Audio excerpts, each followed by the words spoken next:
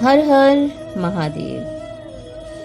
अपाने जुहति प्राणम, अपाने जुहति प्राणम, प्राणे अपानम तथा परे, प्राण अपान गति रुद्ध्वा प्राणायाम परायणः, प्राणायाम परायणः। अपरे नियत आहारः प्राणान् प्राणेषु जुह्वति, प्राणान् प्राणेषु जुह्वति। यहाँ भगवान श्री कृष्ण अर्जुन से कहते हैं, हे अर्जुन, इस संसार में अन्य लोग भी हैं जो समाधि में रहने के लिए श्वास को रोके रहते हैं। वे अपान में प्राण में अपान को रोकने का अभ्यास करते हैं और अंत में प्राण अपान को रोककर समाधि में रहते हैं। अन्य योगी कम भोजन करके प्राण की प्राण में आहुति देते हैं। श्वास को रोकने की योग विधि प्राणायाम कहलाती है। प्रारंभ में हठ योग के विविध आसनों की सहायता से इसका अभ्यास किया जाता है। ये सारी विधियां इंद्रियों को वश में करने तथा आत्म साक्षात्कार की प्रगति के लिए की जाती है। इस विधि में शरीर के भीतर वायु को रोका जाता है, जिससे वायु की गति की दिशा उलट सके। अपान वायु अधोमुखी है और प्राण वायु ऊर्ध्वगामी है।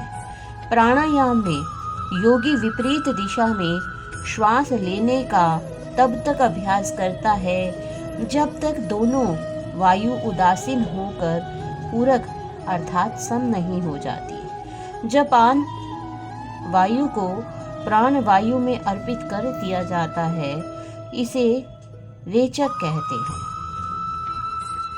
जब प्राण तथा अपान वायु को पूर्णतया रोक दिया जाता है तो इसे कुंभक योग कहते हैं। कुंभक योगाभ्यास द्वारा मनुष्य आत्म सिद्धि के लिए अपनी जीवन अवधि बढ़ा सकता है। बुद्धिमान योगी एक ही जीवन काल में सिद्धि प्राप्त करने के इच्छुक रहते हैं। वे दूसरे जीवन की प्रतीक्षा नहीं करते।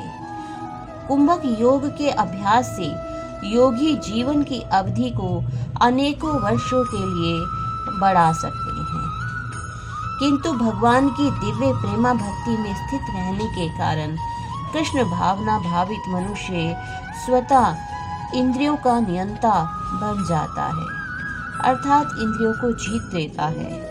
उसकी इंद्रियां कृष्ण की सेवा में तत्पर रहने के कारण अन्य किसी कार्य में प्रवृत्त होने का अवसर ही नहीं पाती।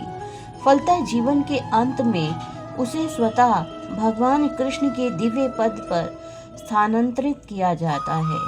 अतः वह दीर्घजीवी बनने का प्रयत्न नहीं करता।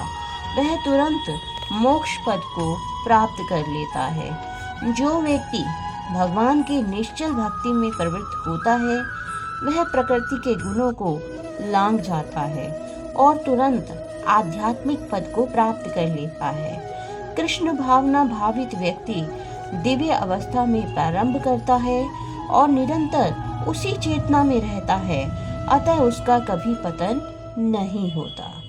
अंत में वह भगवत धाम को प्राप्त हो जाता है। कृष्ण प्रसादम को ही खाते रहने से स्वतः कम खाने की आदत उसे हो जाती है। इंद्रिय निग्रह के मामले में कम भोजन करना अत्यंत लाभप्रद होता है।